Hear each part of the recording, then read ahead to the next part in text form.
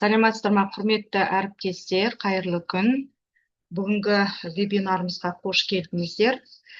Вебинарымыздың мақсаты бастауыш сынып оқушыларының зерттеу қабілеттерін дамыту әдістемелік ұсынымы бойынша бүгін біз өзіміздің тәжірибемізді бөлісетін боламыз. Алғашқы сөзімізді Байгелова Шолпан Тұрсыновнаға береміз. Байгелова Шолпан Тұрсыновна Қарағанды қаласы Нұркен Әбдіров атындағы жалпы білім беретін мектептің бастауыш сынып мұғалімі, педагог, зерттеуші. Сөз өзіңізде, Шолпан Тұрсыновна. Қайырлы күн, құрметті әріптестер. Қош келдіңіздер біздің вебинарға. Бүгінгі біздің сіздерге таратайын деп отырған тәжірибеміз бастауыш сынып оқушыларының зерттеу қабілетін дамыту әдістемелік ұсынымы 4-ші сынып оқушыларына арналған.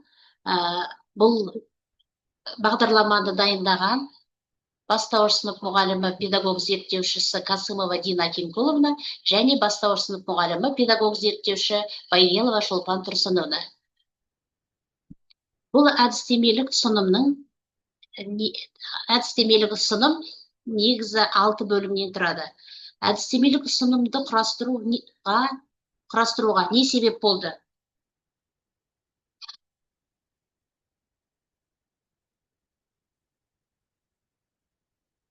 Әдістемелік ұсынымның практикалық маңызы ғылыми ойлаудың бастапқы дағдыларын қалыптастыруға, оқушыны айналасындағы құбылыстарға зер салып, қарауға баулуға, өз ойын дәлелмен айтуға, зерттеу нәтижесін жүйелі баяндауға үйретуге, қарапайым тәжірибелер арқылы ғылымға деген қызығушылықты арттыруға мүмкіндік береді. Ал екінші, әдістемелік ұсынымның ерекшелігі неде?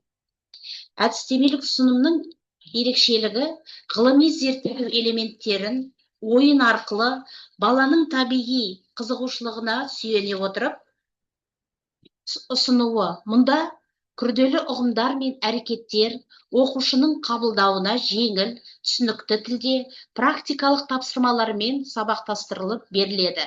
Бұл тәсіл баланың танымдық белсенділігін арттырып қана қоймай, зерттеу әрекеттеріне деген сенімін нығайтады.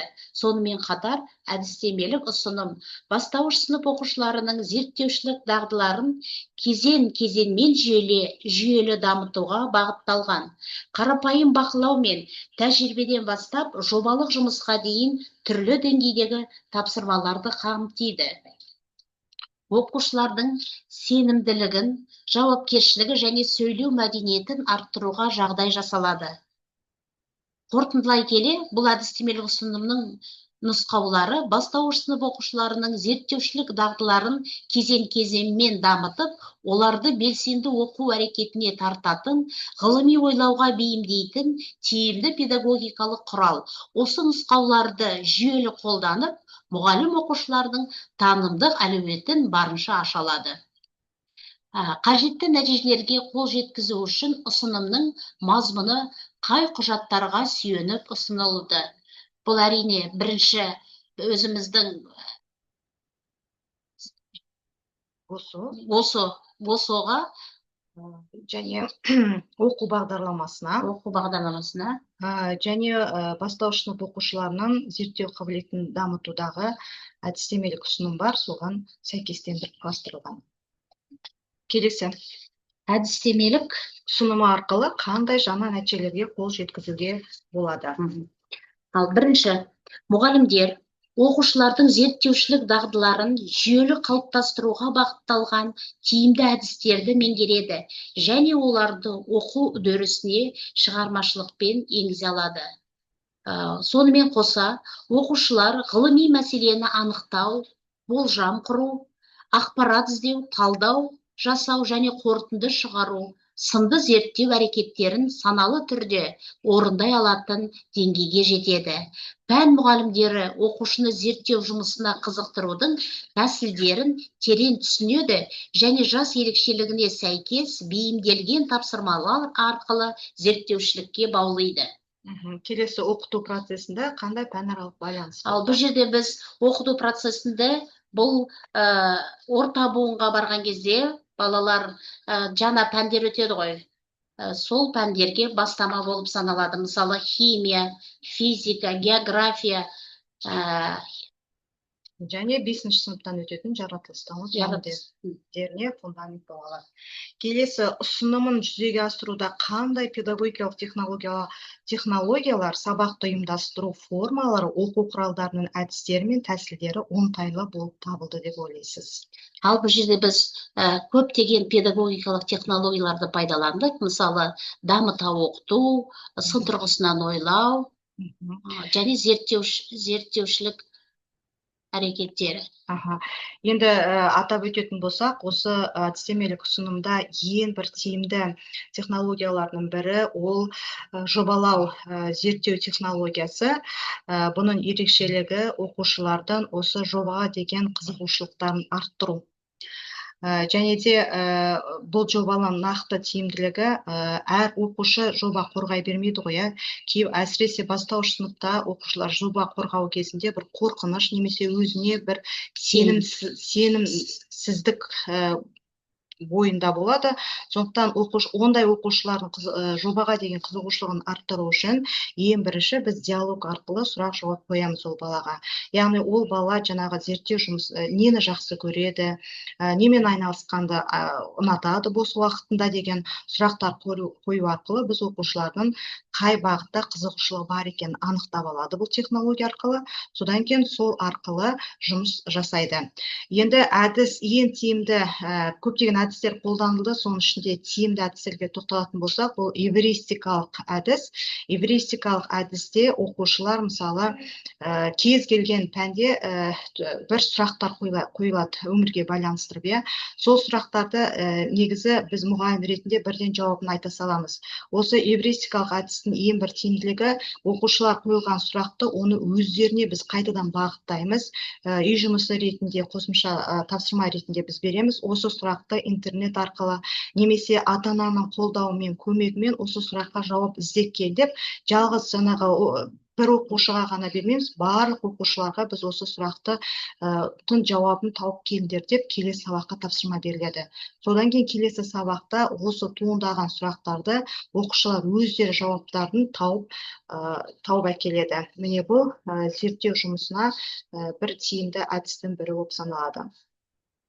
Келесі енді біз осы әдістемелік ұсынымның түсінік хатта жазылған бізде 4-ші сыныпқа арналған 34 сағат қысқа мерзімді сабақ жоспарлары ұсынылды.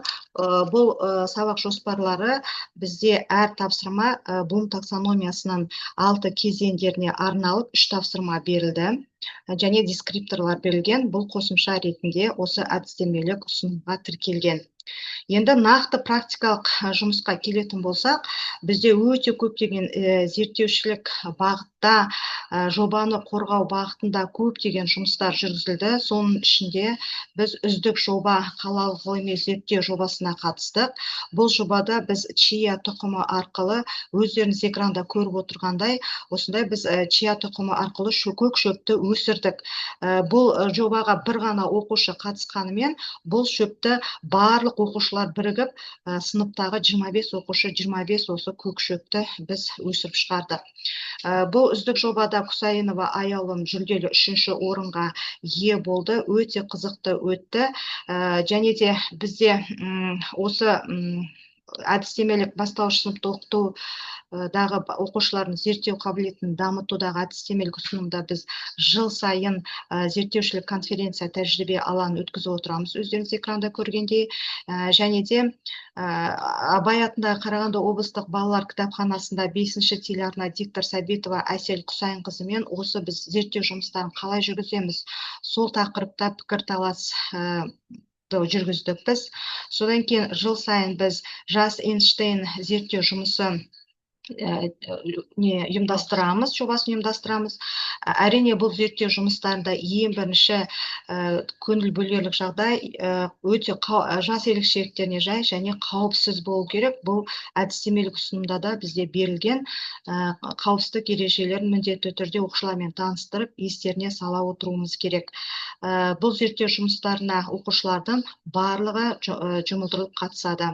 Содан кейін бізде осы зерттеу жұмысында ең бір үлкен бір проект бұл мен кім боламын өскенде мамандық таңдау бойынша көптеген зерттеу жұмыстары жүргізілді. Соның ішінде жаңағы мамандық бойынша бағытында да жоба жүргізілді. Ең үздік биолог, ең үздік географ, ең үздік жаңағы тарихшы, ең үздік жаратылыстану пәндері бойынша осындай сайыс өткізіп, және соңында біз оқушыларды әрине марапаттаймыз және мониторинг жүргізіп отырамыз.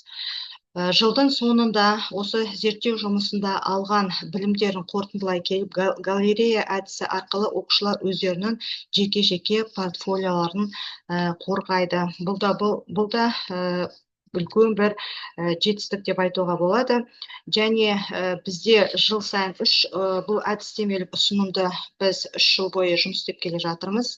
Және жыл сайын оқуға құштар сынып жобасы аясында біз жылда оқушыларға оқу күнделігі бойынша жұмыс жасаймыз. Мына жерде көріп отырғандарыңыздай, биылғы 2024-25 оқу жылындағы зерттеу жұмысына нәтижелер берілген. Бұндай нәтижелер бізде жыл сайын өткізіліп отырады. Бұл қалай жұмыс істейді? Және бұл оқу күнделігіне оқушылар аптасына 1 рет жаратылыстану пәні бойынша бір энциклопедиядан сол бағытта қызықты бір мәліметті жазып отыру керек, жазып әкелу керек. Және дүйсенбі сайын ол әр балада қорғалады жоба ретінде. Оған біз уақыт бөлеміз, содан кейін мониторинг осындай жүргізіліп отырады. Сонында осындай зерттеу жұмыстары нәтижелерінде біздің жаңағы сынып оқушыларының бұл білім сапасына оң әсерін тигізгенін көруге болады. Енді біз осы әдістемелік ұсынымның қорытындысын айта кетсек, қандай біз қорытындыға келдік.